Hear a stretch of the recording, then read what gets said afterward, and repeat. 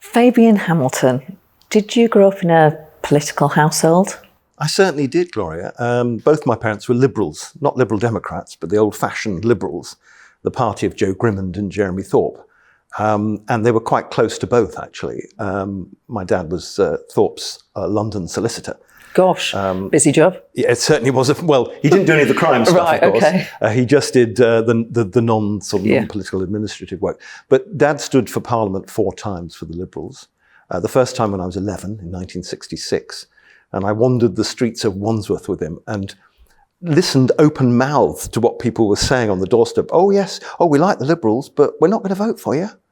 Why not? Well, because you're not going to win. This is a Labour area. But I found it fascinating, and that really gave me the taste. When did you decide to join the Labour Party?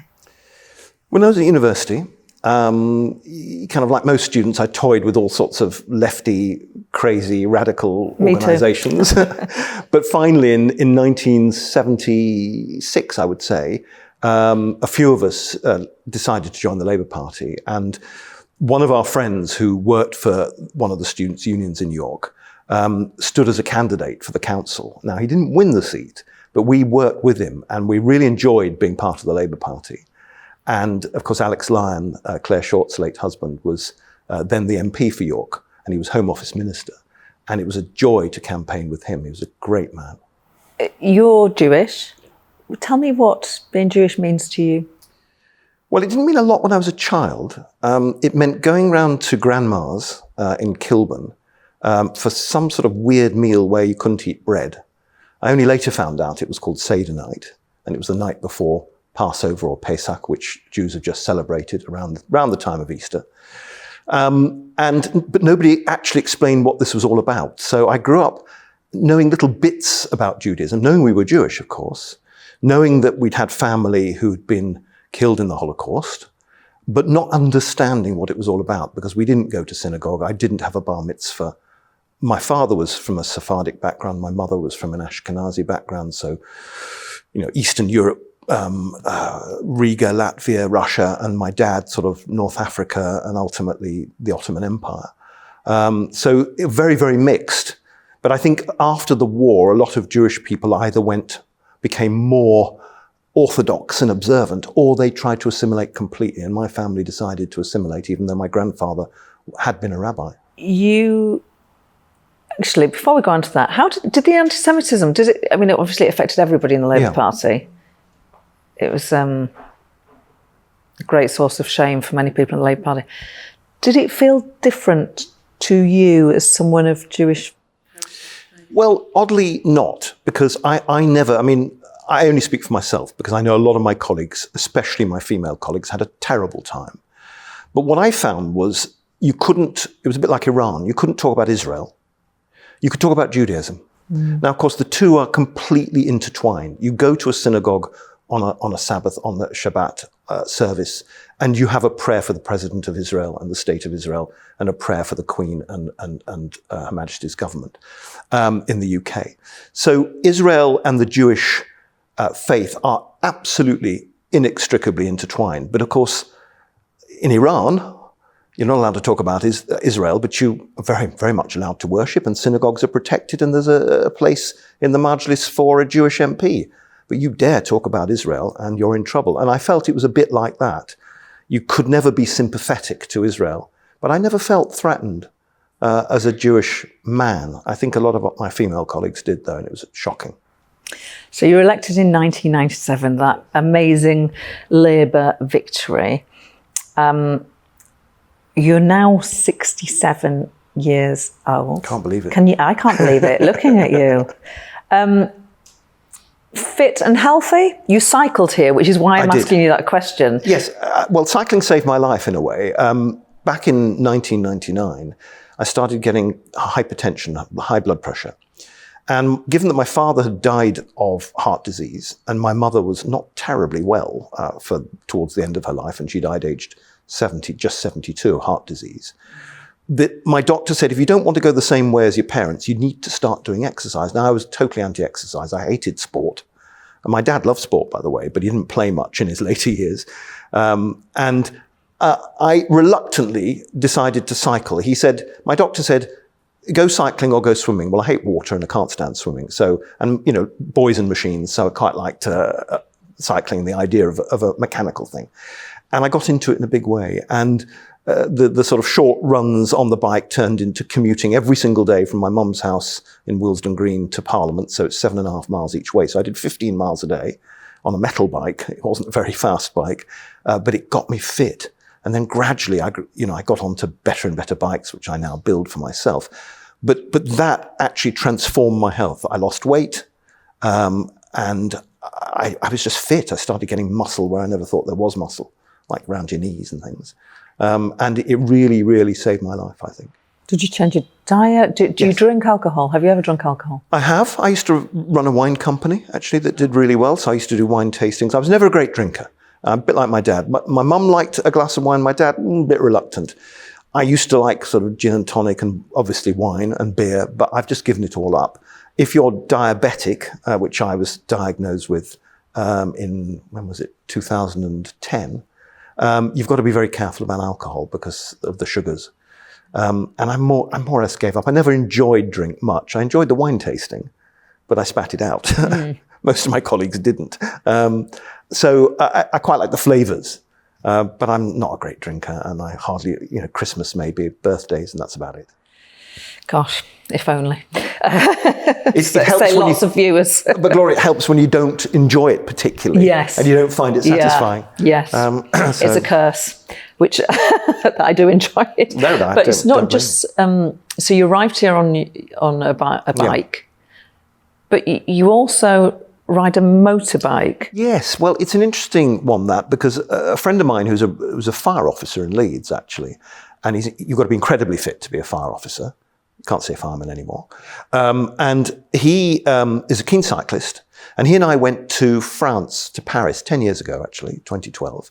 We cycled to Paris. Of course, he's 15 years younger than me, so he was well ahead of me. But I managed to keep up just about. But one of the things he said to me was, I love cycling, but actually, when it's 2 o'clock in the morning or midnight and you've just finished voting in the House of Commons, do you really want to get on your bicycle or take a cab? No. Why don't you learn to ride a motorbike? Because he's also a keen motorcyclist. So he got me onto the track. And eventually I took the test in 2013. And I now have a couple of really lovely motorbikes, one of which is electric. But, I switch between the motorbikes and the cycling. I love both. And the electric motorbike's fantastic, I have to say. Do people joke with you about having a midlife crisis? Oh, of course they do, absolutely. But I haven't got a Harley. Before anybody asks, I don't like Harley Davidsons. I had a Triumph, brilliant bikes, British bikes, of course. I've got a Honda at home in Leeds, and I've got this Zero Californian electric bike, which is just terrific. It's like a big 1 litre cafe racer type thing, to those of you who are interested in such things. Right, just finally on politics. Yeah. You are opposed to nuclear weapons. Always have been. You're the Shadow Minister for Peace and Disarmament. You're a Shadow Foreign Office Minister. Labour Party policy is pro-nuclear deterrent. How do you reconcile those two positions? Well, I'm a Democrat, and I believe in collective organisation. One day the Labour Party might revert to its previous policy under Neil Kinnock of unilateral nuclear disarmament. But whilever the majority of the Labour Party, including the trade union movement, say we believe in the deterrent, then my job is to make sure that the deterrent stays as a deterrent, that it's never used, that we use the Non-Proliferation Treaty to reduce the number of nuclear weapons, to stop proliferation, that we persuade countries like Iran, like North Korea, obviously not really possible, but India, Pakistan, Israel, countries that we know have got nuclear weapons.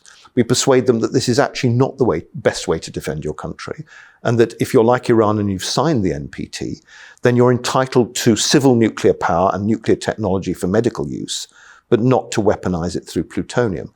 So the NPT has been the most effective weapons treaty in the history of mankind. These weapons are horrific, and everybody, even if they believe in the deterrent, knows how bad they are and how shocking they are and the effect that they have. So I'm happy to go along with the majority because I believe in democracy, and I'm happy to stand by that. People know what my view is, and that means I'm more likely to want to persuade countries and the UK to reduce the number of warheads, to diminish the number we've got. So we've got the bare minimum necessary to be deterrent, if you like. I'm not sure it's the best way of stopping people invading our country, but it's there, and I abide by that. So I said earlier that you were elected in 1997.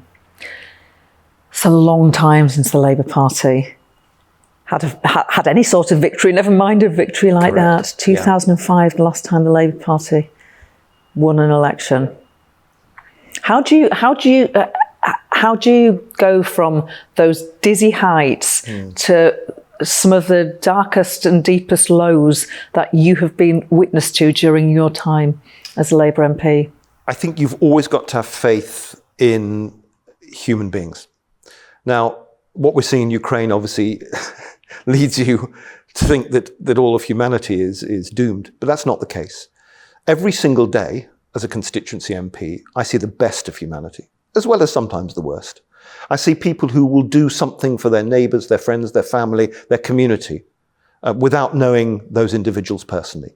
Last night I was at an iftar dinner, for example, which is the breaking of the fast during Ramadan. Now, I'm not a Muslim, but I was there with loads of Jewish people, loads of Christian people, loads of Sikh people, and we were celebrating a Muslim festival that didn't mean much to us, but meant a lot to them. Many of them obviously old friends of mine, but to many people there, complete strangers. And it seemed to me that this is the best of humanity, celebrating somebody else's faith and religion and ceremony without knowing what it's about, but learning what it's, and learning and understanding it, and being empathetic with those people. And so that's the best of humanity, the caring, the loving, the understanding, the interest in others. And that's what keeps the hope going. Now, it is deeply depressing when you lose elections over and over again. But I have to say in North East Leeds, I've been very fortunate. My majority's gone up. Now, I don't take the credit for that. I play my part in it. I do the job as best I can. But we started off winning by just under 7,000 majority. And in 2019, the worst year for Labour since most people can remember, my majority went up to 17,000 plus. Now, as I say, I don't take the credit. It's a collective effort. But the fact is that we've got to be doing something right. And the people I represent are the best. They're fantastic. And they're very diverse. And I absolutely love that constituency. And that's what keeps me going. Final question. Who is your favourite ever Labour leader? Ooh, that's a very difficult one, actually. Do you know, I'm going to be controversial here. Are we talking about Labour leaders that I've known or Labour leaders per se? Labour leaders per se. Right, okay. Well, I think Clem Attlee was very clever. I won't say he's my favourite. I never met him. I have read a biography of him, and he sounds like an extraordinary and interesting man. Harold Wilson seemed to be Labour leader forever when I was growing up, from the age of 9 in 64 to the age of 21 when he finally retired. And I had enormous admiration for Harold Wilson. And Gordon Brown, you might be surprised at that, but I really love Gordon Brown. I think he's underrated. I think history will treat him more kindly than we did at the time and that the current media did.